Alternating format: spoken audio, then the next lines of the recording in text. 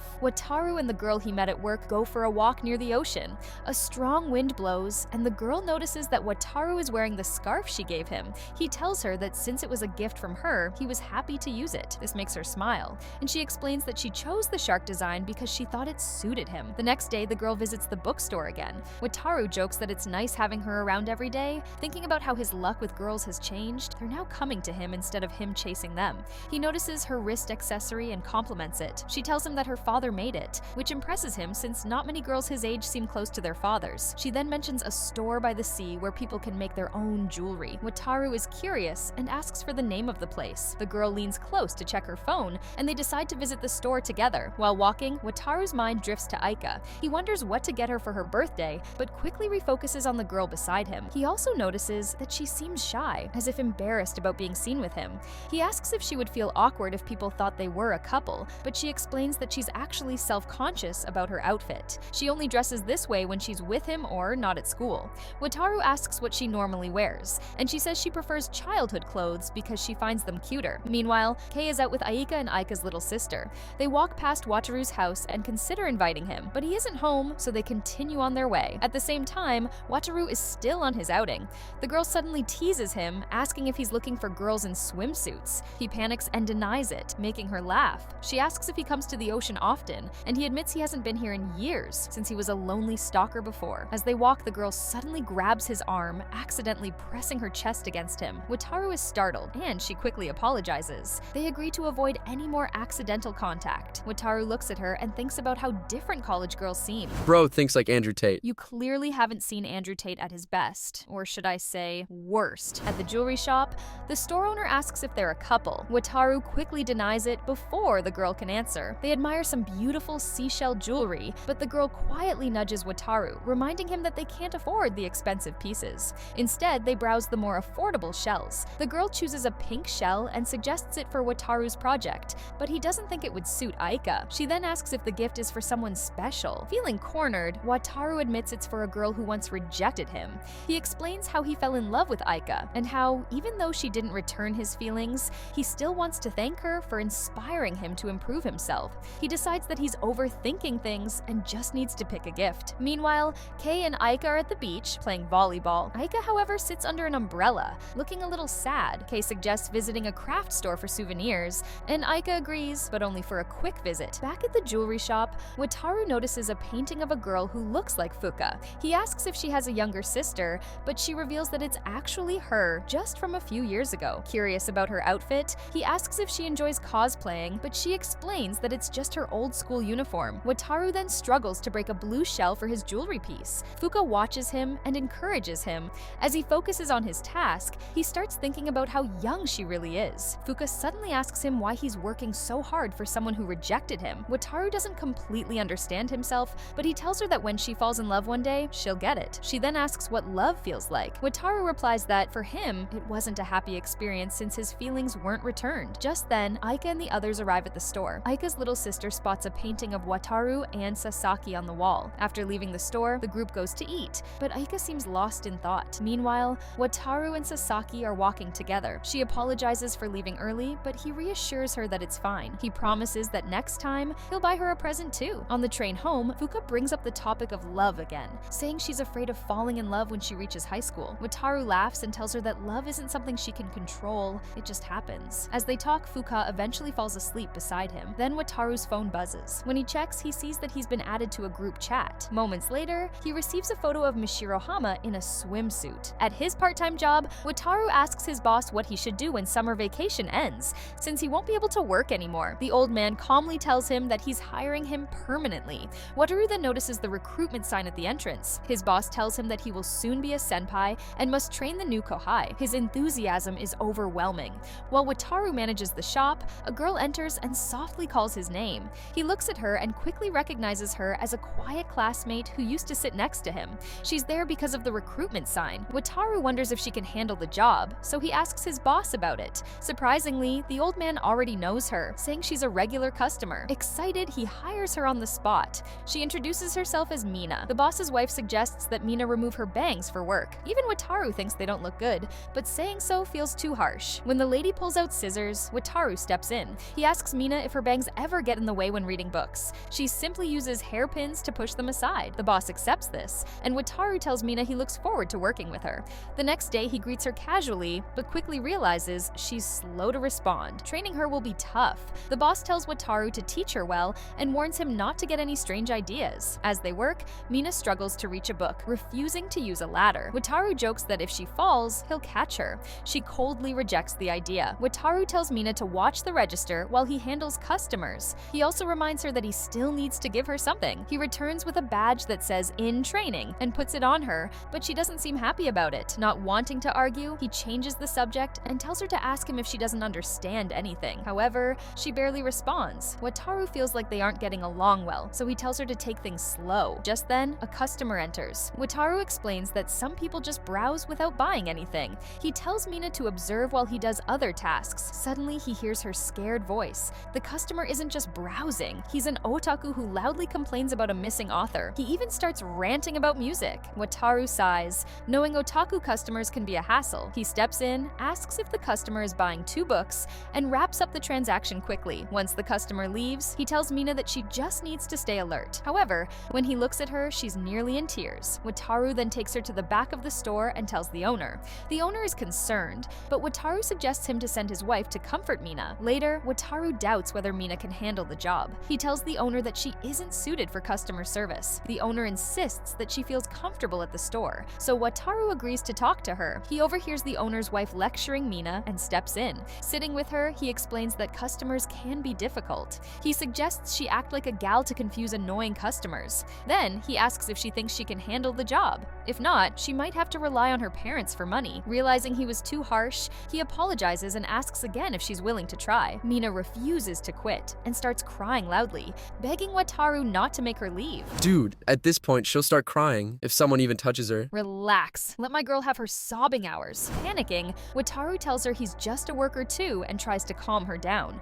She suspiciously lifts her head when he asks, and when the boss arrives, she suddenly declares she will do her best for the company. The boss is happy and sends them off, and though Wataru thinks there's more work to do, he tells her to leave it for tomorrow. The next day, a guy named Ichinose from the Morals Committee complains that he's not getting along with his sister. Meanwhile, in a dark room, Mina video calls Wataru, and they talk about her homework. Aika joins in, and they discuss calling Wataru for roll call. Kei notices he looks tired, and he admits work isn't going well. Wataru reveals that he made a girl kneel for him, shocking both girls. He explains he was just trying to help Mina with her shyness. Aika says it's partly Mina's fault too. He only tried to guide her. Suddenly, Kei pretends she's being called for a bath and hangs up, leaving Wataru and Aika alone. Wataru asks if Aika was encouraging him, but she acts tsundere. Changing the topic, he asks how she's been, and she says he should fix things with Mina. When he asks why her video is off, she says she just got out of the shower. He doesn't push further and says goodbye. The next day, Mina is much more active at work. She even serves a customer well.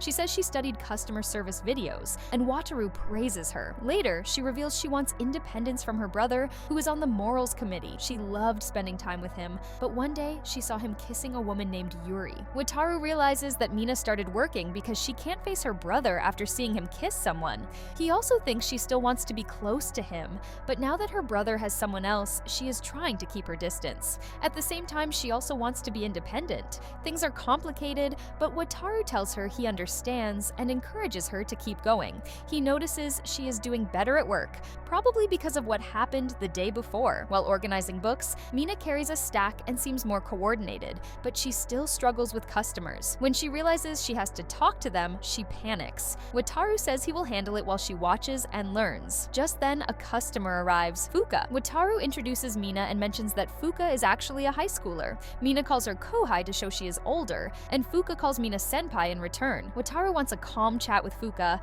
but dealing with Mina has been exhausting. To help them get along, he mentions that Mina loves books too. Fuka is excited because she has no one to read with and immediately sees Mina as a friend. Wataru is relieved that things aren't awkward. Mina wants to return to work, but she agrees to stay until another customer arrives. The two girls talk about books. Fuka asks Mina about her favorites, and Mina says she picks books based on the cover and title. Fuka is impressed. She asks how fast Mina reads, and Mina says it depends on how much the book interests her. Fuka asks for a recommendation, and Wataru notices that they are bonding. However, the store has been empty for a while, so Mina can't practice handling customers. To help her, Wataru suggests a role-playing game where they pretend to be customers. Fuka cheers Mina on. Wataru starts by pretending to ask for a magazine, and Mina simply says no. When he asks why, she says she will check with the owner. She actually goes to ask him, and the owner just laughs and tells her she's doing well. Then, Wataru asks Sasaki to act as a difficult customer. Fuka agrees, but gets too into character, even making her chest bounce, which makes Mina jealous. Fuka pays for her her book and jokingly calls Mina a bastard. Wataru thinks customers usually say worse things, but it's funny coming from someone like Fuka. Before leaving, Sasaki promises to read Mina's recommendation. After Fuka leaves, Wataru is happy that they got along. He then mentions that he will be leaving his job soon. Mina is surprised, so he explains that the owner plans to hire someone else, possibly his nephew. He tells her he will be her senpai until then. Mina thanks him, but seems down after hearing the news. On his way home, Wataru thinks about how he will be away from Mina after summer break. At home, he talks to Aika about Mina's desire to be independent. Aika says it must be important to her. While they talk, Queen Katie appears and orders her slave to make coffee. As Wataru prepares the coffee, he thinks about how Mina only talks to him because she has no one else. Even at school, she keeps to herself. If she had a friend, he wouldn't have learned about her situation. Katie gets impatient and rushes him to finish the coffee. She notices something is off and asks what's wrong, but he doesn't answer. She leaves, leaving her cup behind. Wataru asks if Queen Kaede will thank him for the coffee, but then he realizes he put salt in it instead of sugar. Yeah, no thanks for that. The next day at work, Mina is motivated again. She tries to carry as much as Wataru, but he tells her not to push herself. He thinks she looks like a little kid trying her best. When Mina sees a book, she remembers when her brother brought his girlfriend Yuri home. Yuri made omelets, and Mina felt awkward. She saw a heart-shaped omelet on her brother's plate and matching cutlery. Feeling uncomfortable, she ran out of the kitchen. Back in the present, Mina asks Wataru to help bind a book. He shows her once, and she quickly learns. He finds it impressive because she takes great care with books. Bro is making his moves on every girl but Aika. I think he has made enough moves toward Aika in the past, to be honest. He praises her and suggests she should show her face more often, but then realizes it sounds like flirting and stops. Then, a guy appears. It's Mina's brother. He says he had trouble finding her and heard she told their mom not to say where she was. He invites her to eat and talk, but she refuses and hides behind Wataru. Her brother asks who Wataru is, and Wataru says he's her senpai at work. When her brother tells him to move, Wataru hesitates, unsure who to support. To ease the situation, he suggests they go somewhere cooler and hands Mina's brother a towel.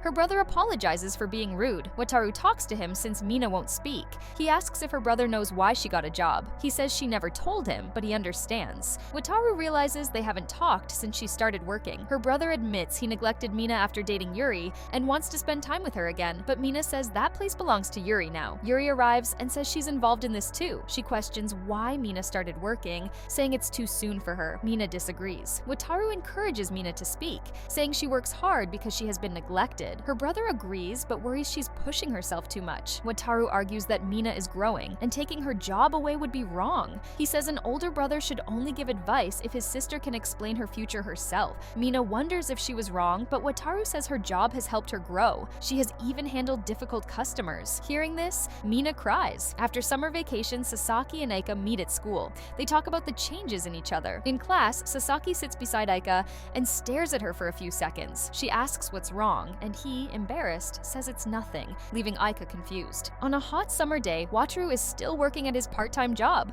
He decides to go inside before he gets even sweatier. Just then, his angel comes running toward him. The idiot still calls her a middle schooler, but he just smiles. Fuka arrives, being friendly as always, and complains about the heat. Wataru secretly thinks the way she flips her hair is beautiful. She warns him about heat exhaustion, but he jokes that by the time he worries, it'll be too late. Mina suddenly calls Wataru's name, and the atmosphere changes. Wataru overthinks. One girl looks older than she is, and the other looks younger. Feeling confused, he takes them inside. They start talking about books, especially fantasy stories they all like. Wataru watches as they have a lively conversation. They mention a book that's out of print, but Fuka has a copy and lends it to Mina. Mina promises to share her thoughts after reading it. Wataru finds it funny that, for a moment, Mina seemed like the older one. Later, they get a group chat message about the school visit orientation. People complain about a bad photo, but Wataru saves it because Aika is in it. Suddenly, his sister messages asking if he's free. That night, she arrives at his house and orders him to get her an iced coffee. She says she's impressed he's taking his job seriously,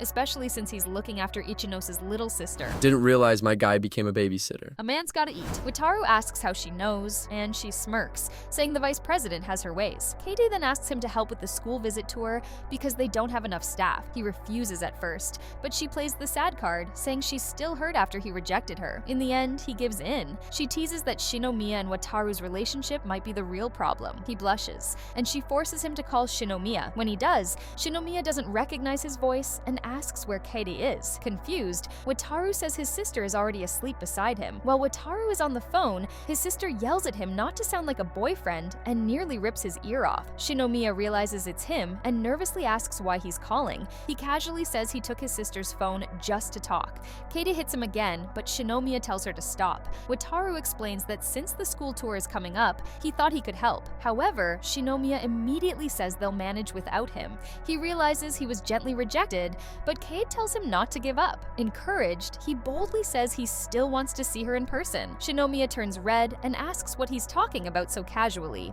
He plays it off as nonsense, but adds that helping out would be both useful and enjoyable. In the end, she agrees, but warns that it will be manual labor. Wataru confidently replies that if it's for her, it'll be easy. A few days later, they meet, but things feel awkward. Wataru tells her to keep being kind to his kuhai. She then asks if he'll finally join the Morals and Discipline Committee. He refuses, saying this and that are different. She brings up the Yu incident, but he brushes it off. She also says she wanted him as her little brother, which he finds weird. They move on to the meeting. Shinomiya explains that the student council will introduce the school, while the committee will handle the behind-the-scenes work. She says they need more boys to help. Wataru jokes about showing off, and she gets frustrated. At the meeting room, someone explains that friendly and attractive students are prioritized for welcoming visitors. Wataru sees Sasaki and Aika, but notices Sasaki quickly avoids him. Meanwhile, another senpai says Mina talks a lot about Wataru at home, surprising him. Finally, Wataru asks what he has to do. After the school orientations, Sasaki calls Aika and invites her to watch his soccer practice. She declines, saying she has to take care of her younger sister. As he walks away, she quietly admits it was nice of him to ask,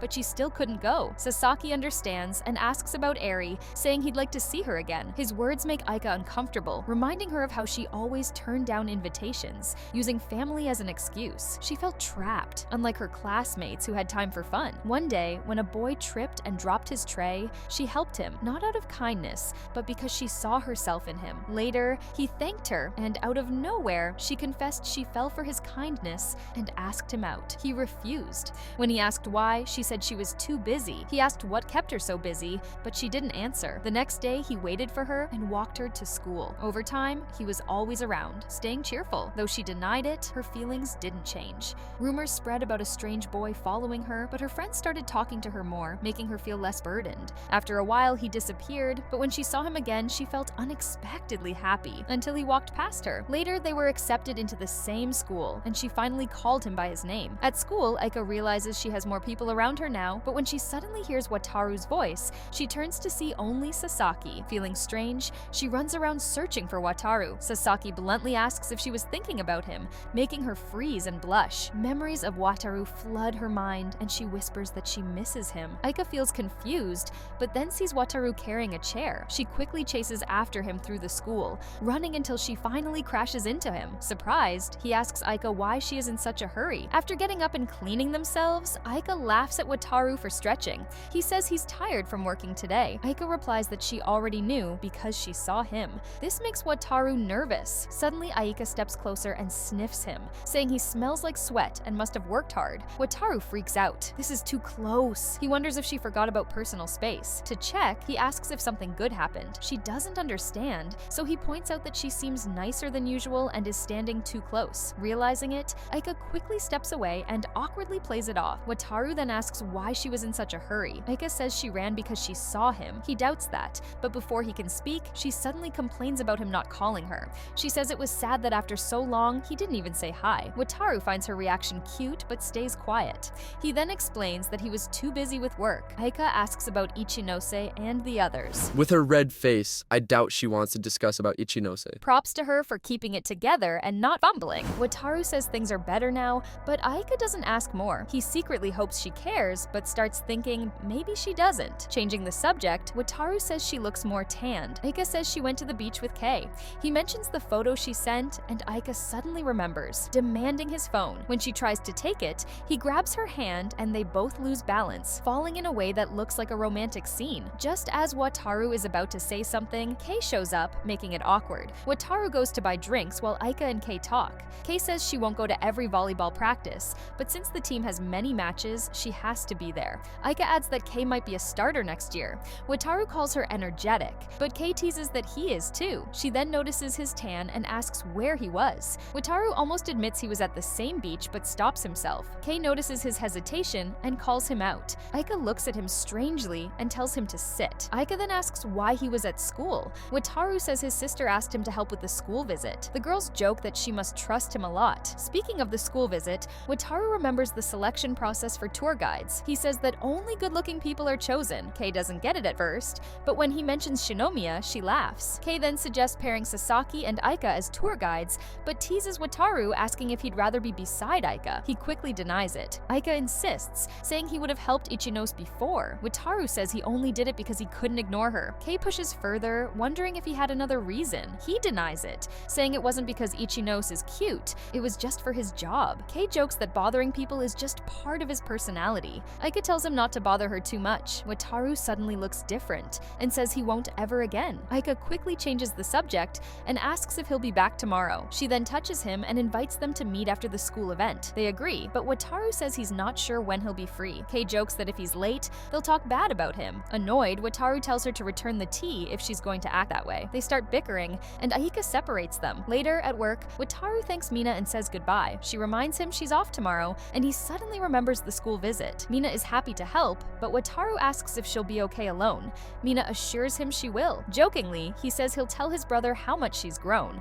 At school, the tour begins. The student council president speaks on stage, catching the attention of all the younger girls as he introduces the school and its students. Wataru is surprised when the student council president immediately grabs everyone's attention. He really is like a prince. Wataru also looks at Aika, whom he calls a princess, and sees her smiling at the students. He then compares himself to a servant, filling his head with negative thoughts. Outside, Sasaki is talking with a group of girls, including another girl also named Fuka Sasaki, though they aren't related. He introduces them to Aika, and one girl directly asks about her relationship with him. Sasaki blushes, but Aika coldly says they are just classmates and moves on with the tour. As they walk, they explain that the school isn't too crowded, so students can easily remember each other. They also mention that the entrance fee is expensive. Aika compliments Sasaki's way of explaining things, and he says she is good too, possibly because they are both older siblings. They briefly talk about Aika's sister, but she changes the subject. The girls then ask why Aika chose this school. She says it was for the uniform and because it's a college prep school. The girls agree, mentioning Shinomiya and the school's strict rules. Suddenly, they see some boys harassing a girl with inappropriate questions. Aika steps in and scolds them.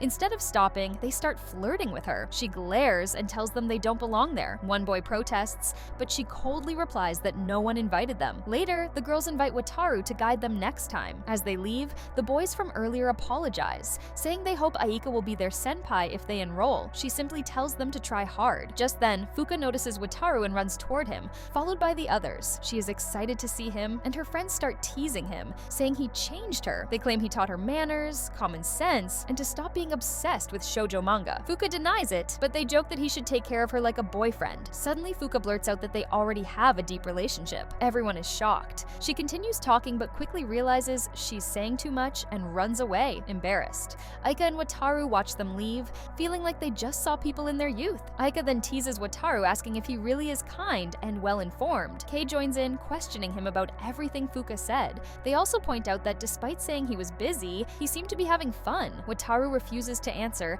but Aika blackmails him with a swimsuit photo. After he finally explains, she still wants to delete the photo, but he refuses, saying he will look at it sometimes. Aika lets it go, but only if he agrees to go out with them too. Wataru is shocked and asks her to repeat herself. She does. In the end, he gives in and accepts. Mina warns Wataru that a storm is coming. Seeing dark clouds, he asks her to help bring books inside. Soon, the rain starts, but Wataru is almost done. Then, Aika suddenly runs toward him in the rain, panting. He invites her inside, and Mina gives her a towel. Aika notices Mina's kindness and asks if she has changed. Wataru says Mina may seem gentle, but she is very caring. Aika then asks if he will keep working there. He says no, making her worry about Mina, but Wataru reassures her. Just then, Fuka arrives, barely escaping the rain. Aika worries about her being wet, but Mina helps her dry off. Aika is annoyed when she learns Fuka visits the store often. She sarcastically asks if Wataru enjoys being around them. He replies that if he stays, she would be alone. Aika tenses up, and when she tries to walk away, she almost falls, but Wataru catches her. Before anything else happens, Mina and Fuka suddenly interrupt before hiding again.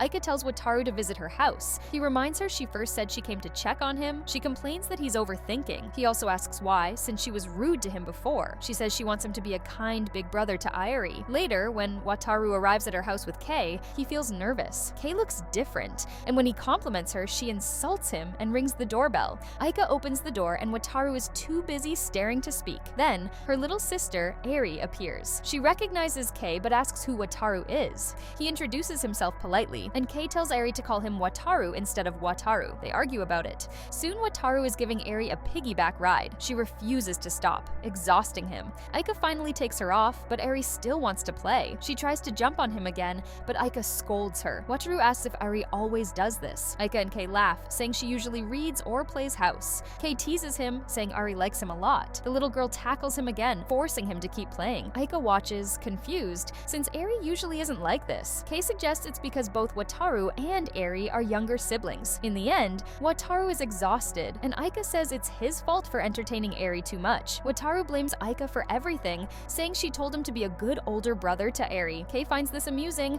while Aika tries to hide her reaction. Wataru explains, but Aika won't let him talk. Even Eri is curious. Kei then talks about how Aika used to be lively as a child. Wataru imagines it, making Aika suspicious. Meanwhile, Kei asks Eri if she wants an older brother. Eri excitedly says yes. While Wataru rests, Eri suddenly asks if he's ready to play again. Once he gets a proper break, they talk about Aika's mother arriving soon. So when's the engagement? In another lifetime, probably. They haven't even confessed to each other yet. God, I'm shaking my head. When she enters, Wataru tries to introduce himself, but she already knows him from Aika's stories. Aika panics. As they leave, her mother says she hopes to talk more next time. Aika quickly says that can happen when he visits again. Kei teases Wataru about this, making him flustered. Outside, Aika's mother reminds him to visit more. On the way home, they talk about how much Eri looks like her mother. Kei jokes that Eri might grow taller than Aika. Wataru notices Aika's mood and changes the subject. He asks what her mother meant about hearing stories about him. Kei realizes what's coming and runs off, leaving Wataru and Aika alone. He offers to go home alone,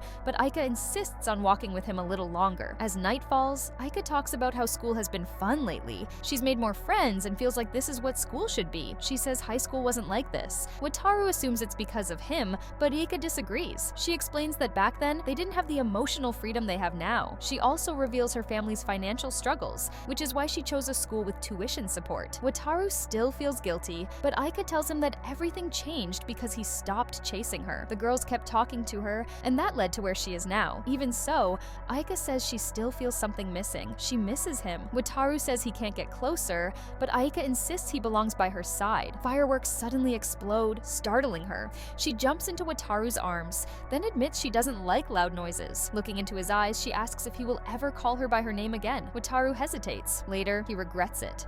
On the way home, Aika grabs his hand. He holds hers tightly, walking her home instead. Before parting, they say each other's names. The next day, Wataru's little sister annoys him.